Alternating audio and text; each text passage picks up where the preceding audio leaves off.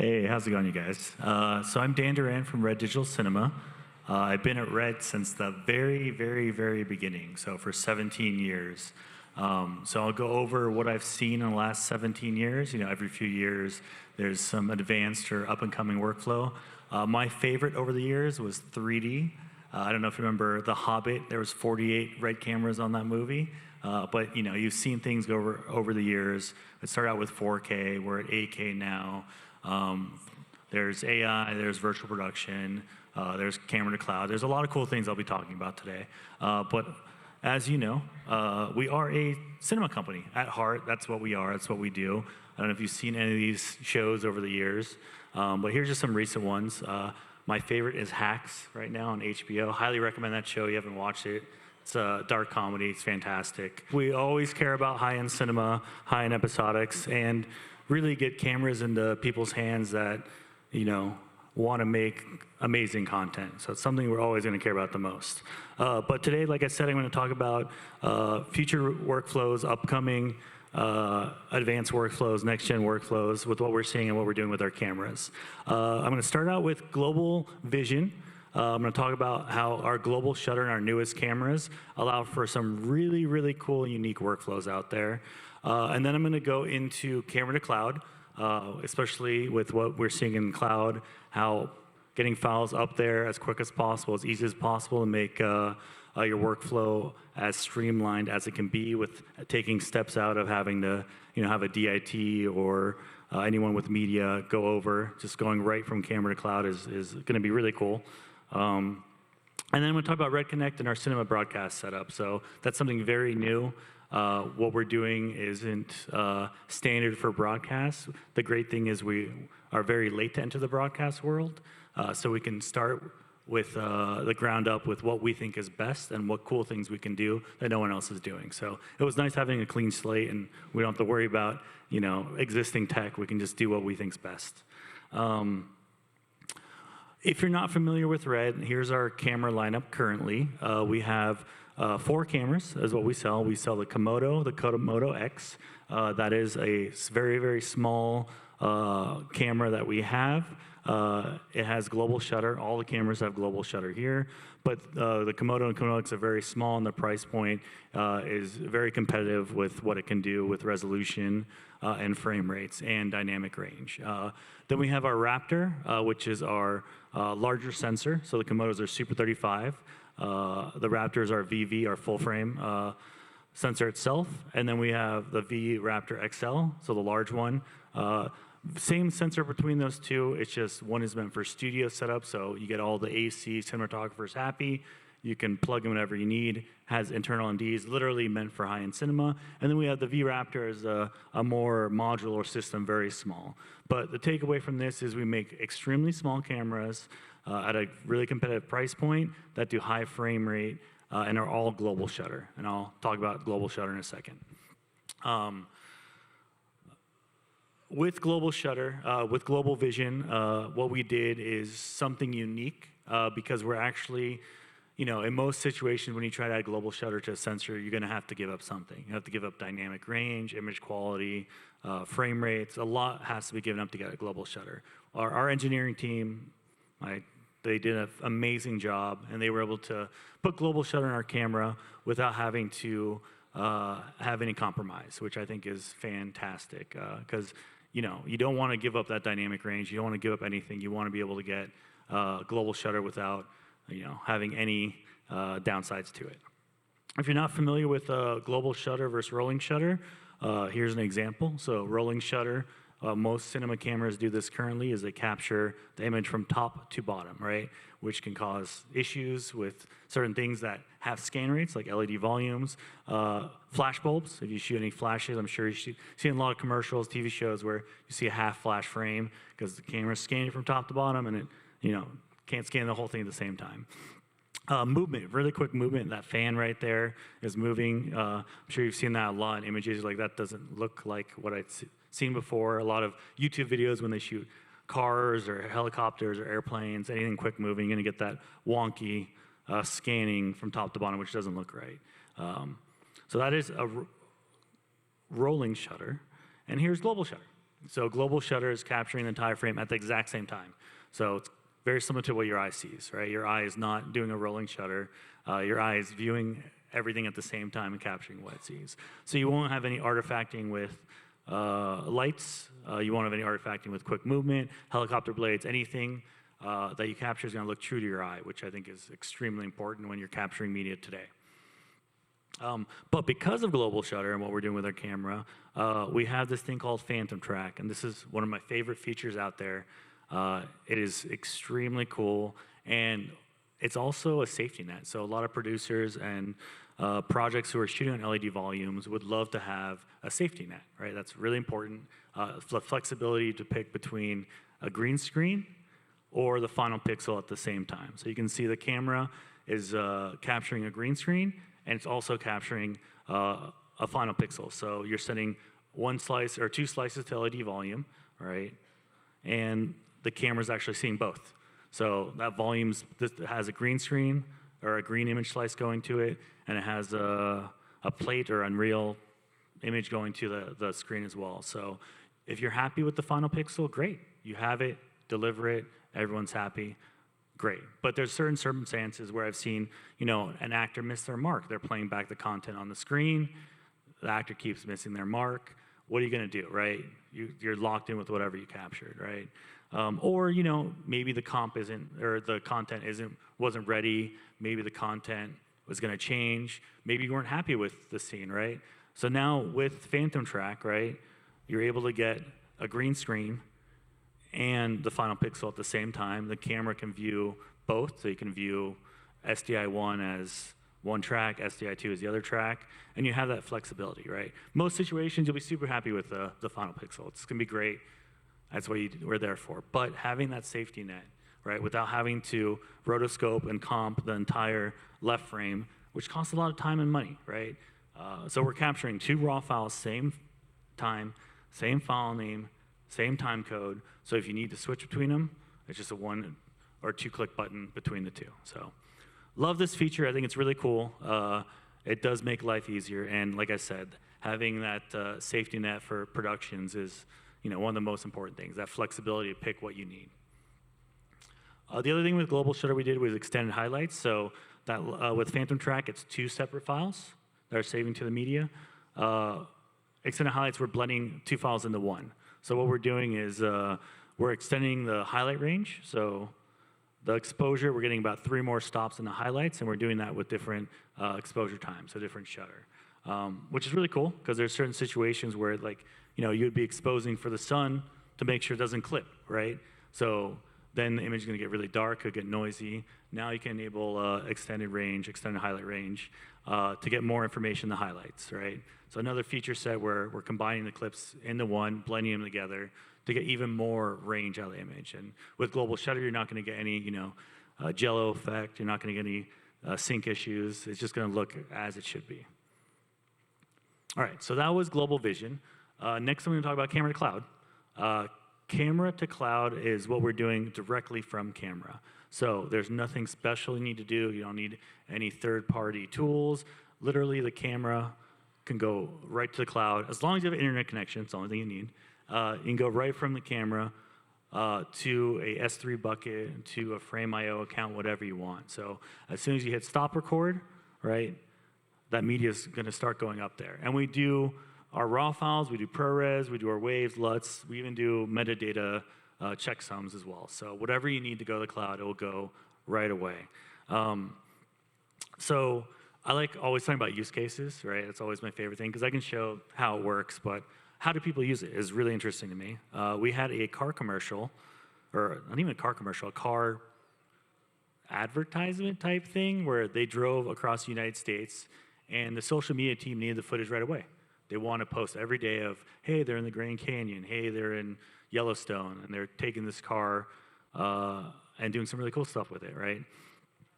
Instead of having to go at the hotel and start uploading the files or whatever they're doing, they just had a cellular bonded backpack. So as soon as they hit stop recording, they uploaded the ProRes files. So they did ProRes proxies right to editorial. So editorial team in New York started editing right away. they saw as soon as they stopped capturing, those images start getting uploaded, which is really cool. So they were able to do all the social media, get all the content, pull stills, do Instagram posts, whatever they're doing right away. And then when they were done with the entire production, at the post facility, they relinked back to the raw file. So they had high quality proxies they were using day to day, and then they were able to go back and do their traditional color grading and workflow back to the raw 8K files when they were done. So really cool.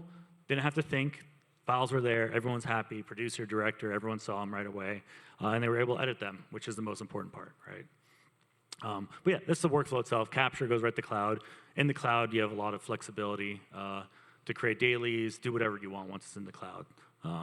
But yeah, it makes life very easy, not having to take the media out, offload it, and removing that step's really important, right? You don't have to worry about someone accidentally formatting it or media lost, or I think I've washed one or two of our SSDs in my pockets in the washing machine before, so don't have to worry about any of that stuff. The other cool thing is, if you're connected to the internet as well, we actually have IP control of the camera. So one thing that's really useful is knowing that you can actually go and control a camera from anywhere, from your iPhone, your iPad, wherever you need to do it, right? So you have that flexibility. You can do start, stop, record. You can color grade. You have that ability. So you can even port forward it, right, and be on your computer at home. I see this used a lot for situations where you can't actually reach the camera, right? So it's on a crane, it's outside a car. I don't know if you saw the most recent Mad Max, but when it's on the outside of the car, you can't really hit the record button. So then you need to find creative ways to actually control the camera and use the ability to color grade or whatever you need, make adjustments, anything. The cool thing is we actually do it with arrays as well. So you can have 10, 20, 30, 40, 50 cameras all on the same network, right? And on that network, you can hit start, stop, record, and they'll all start going. Hey, you make one adjustment. I don't want to go to each and every camera. I can do it all at the same time with one click of a button. So having that array control and having the ability to actually do it all at the same time with one button is definitely really nice if you're a camera operator, right? Okay, next is Red Connect. So that was Camera to Cloud. We did Global Shutter. The last one is Red Connect, which is one of my favorite new features we're doing. So Red Connect is pretty much doing 8K live raw files directly to a CCU or directly to a server, directly to whatever you want. So it replaces that media port, and we're going fiber out directly to literally whatever you want, right? And there's really cool use cases for that, right? You have your traditional 8K or 4K HDR broadband, so you can go directly to a standard Decklink Pro, whatever you want, right? Traditional, super easy. Take those high-res files, go directly to STI, whatever you need, right? Really, really cool. The next is immersive content. A lot of broadcasts is so used to playing files directly to a TV, right? That's what they're used to. You go to your TV, you get your sporting event. That's what it is, right? But I don't know if you guys have gone to like Cosm over in by the Rams Stadium over there, where they have that half dome. It's really cool. We're sending 8K live HDR directly through Red Connect to that screen, and it's so immersive. And I don't know. I would highly recommend checking it out if you haven't already. And same goes for like Vision Pro, the Apple headset, right? There's a lot of new content out there that you're gonna need to send 8K or the highest quality possible to it to really feel the immersive aspect of that platform, right? So being able to do 8K 120 out, raw 16-bit, and then doing what you please is really cool for that immersive content. And then there's other things like what's it called, implementation to NVIDIA RiverMax or Holoscan for media.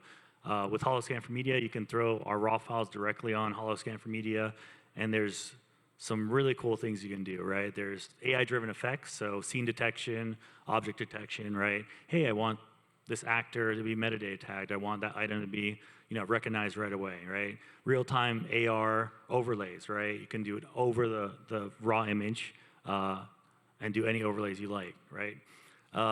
Editing VFX on live stream, audience-specific ads, multi-stream handling, AI-powered workflows like tagging, transcoding. You can do all that. Once you have that raw file in Holoscan for media, you have all that flexibility to literally use whatever AI tool to take that high-quality image and do what you please, right? So the more information you give, really AI, right, the more efficient and better looking it's going to be. I just have a few slides in here about talking about Red Code RAW. So we are sending through Red Connect our RAW file. If you're not familiar with our RAW file, it's a 16-bit RAW file. We actually make it extremely small. Our compression's very small. A 4K ProRes is about, on average, like 150 megabytes a second. An 8K RAW file is a little bit smaller than that, so it's 4 times the resolution, right? And it's also RAW. So with RAW, you have the ability to make adjustments to, like, ISO, right? Not a big deal. You can change it any single time. Obviously, you want to expose correctly, but knowing that's all metadata is definitely a lifesaver in a lot of situations where you might need to bring down exposure or color temp, right? Color temp's a great example. Hey, I'm not locked in that, daylight or tungsten or whatever color temp I'm locked in. I can make those adjustments anytime.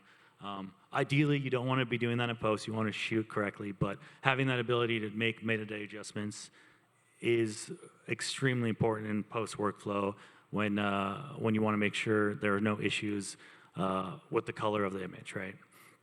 The other thing we do with our RAW files is they're 8K RAW files. I love talking resolution just because I would get in a lot of arguments when we released our first camera, the red one. The red one was a 4K camera, right? So 8 megapixel. I love showing megapixel. It makes a little bit more sense when you talk about resolution. But our first camera was a 4K red one. And back then, people were like, I don't need 4K. 1080 is good enough, right? And today, I don't even think you can buy a 1080 TV if you tried, if you go to Best Buy. Like, I honestly don't think you can. So same conversation with 8K. I don't need 8K. 4K is good enough. I'm like, yeah, right now, completely get that. 4K is good enough. But that's not always going to be the case, right? And just understanding 1080p and 4K, it's not double, it's 4 times. So you fit 4 of those squares of 1080 into 4K. And 8K is the same thing. You fit 4 8 megapixel images into one 8K. So this really shows the size difference and really how much more information you're getting. Like that 1 megapixel, 720 fits 35 times into an 8K image. So really understanding resolution, how much data is capturing, and how much information it is, it's a great understanding, right? Just so you can see here, here's 2K, 4K, 6K, 8K, just so you can see on an image, 2K, 4K, 6K, 8K, just how much more information is actually there. But one of the biggest things is, like I said, 4K deliverables are standard today. It's what people are doing. You don't need to capture 8K to finish in 8K, right? You don't capture 8K to finish in 8K. You capture 8K to finish in 4K, and you get all these benefits, right? So top left is 2K capture at 2K, and then we have 4K capture at 4K, and then we have 8K downscaled to 4K, right?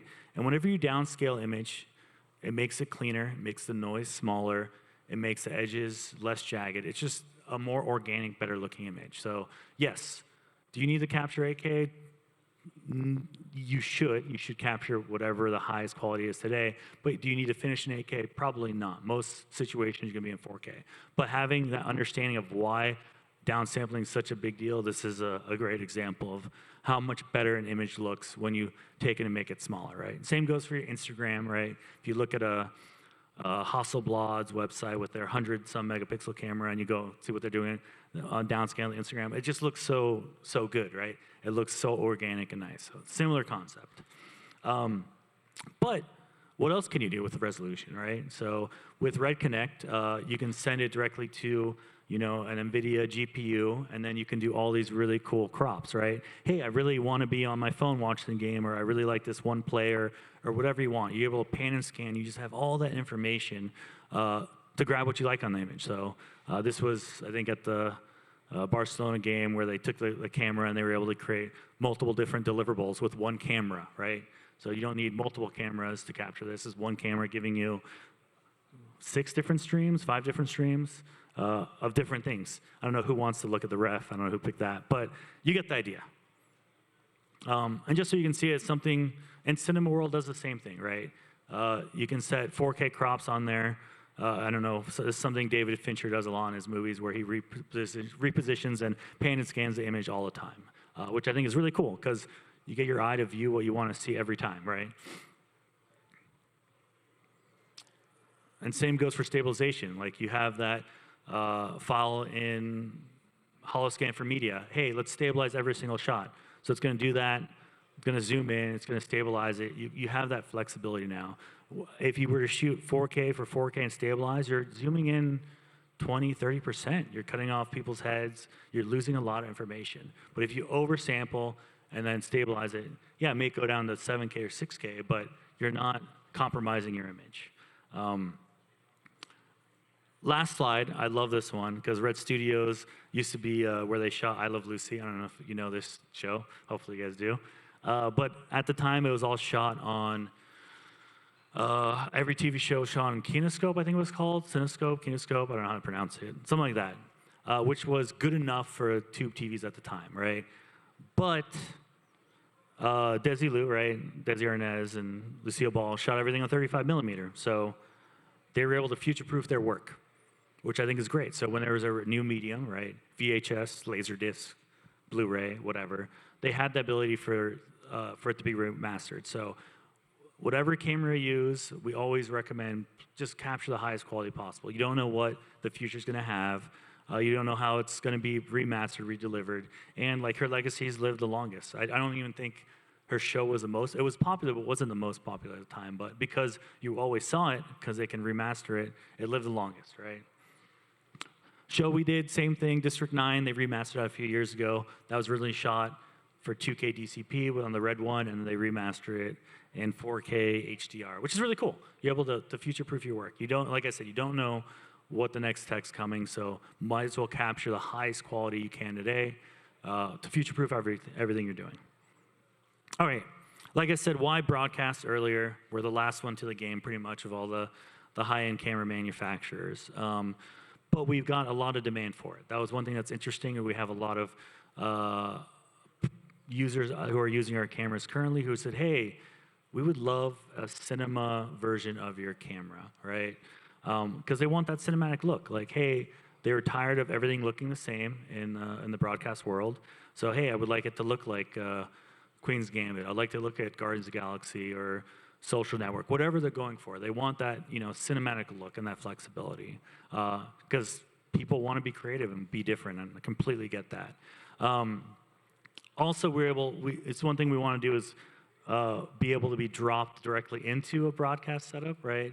You don't want to have to buy all new back-end stuff. That is just a nightmare. No one would be happy. So we wanted to play nice, and we were able to develop so you can just plug and play our cameras into whatever existing broadcast setup there is today, which I think is, one of the biggest headaches is you don't want to have to change everything in your setup just for one new product, right? So something we also did. And then, like I said, the immersive live experiences, the Cosms, the Spheres, the Vision Pros, like you want to get the best quality to those experiences for the best experience, right? It's simple as that. I should have been on this slide when I was talking about that, but cinematic quality, I already said, global shutter, I already said, future-proof workflow, I already said.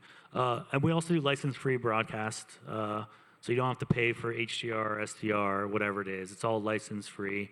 And we take advantage of new tech as well. We can do 2110 out, and then we can do 8K, like I said, real-time through our fiber connection. And it's all designed from a fresh start, which is really nice. But there's traditional compliance. We want to make sure we're not, hey, it's only not new tech. It's what people are using today. So we do have JPEG XS out through camera. We can do your standard 60 SDI out at 8K. And then we can also do 8K 120 over 2110. So we got the new, the old, make sure it covers all the bases. But yeah, like you see the fiber out in the back. On that fiber, it's traditional fiber. It's the standard, I think the 3111, whatever that fiber back is, standard, nothing different. We also did a new color pipeline. So we know that broadcast and cinema is different with their color pipeline. We don't want to reinvent the wheel. So in camera, it's a one-click button. If you're doing broadcast, you can go directly to broadcast color. If you're doing cinema, you can do directly cinema color. And I have a slide on that a little bit later explaining the difference.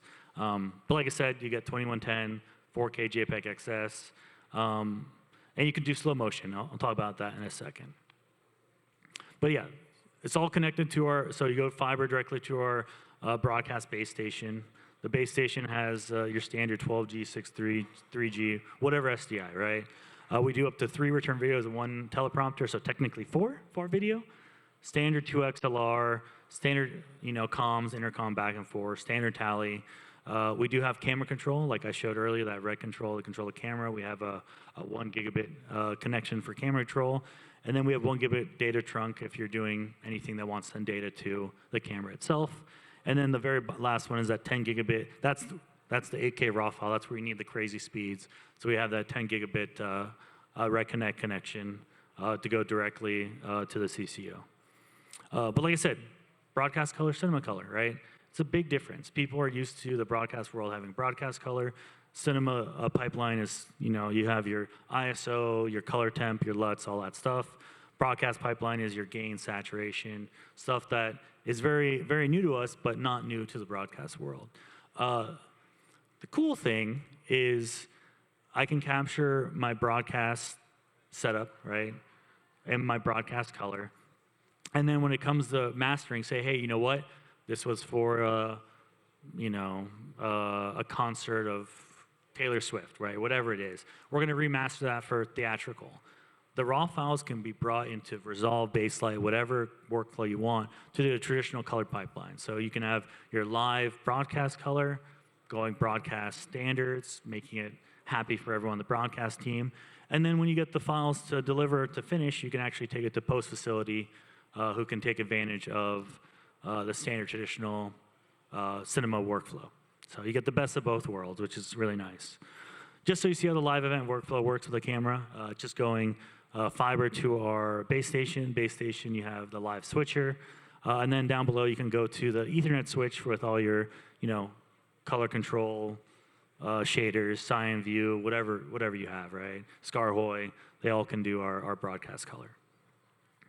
But now, what else can we do, right? What else is unique to Red Connect and our broadcast setup? One cool thing is the ads, right?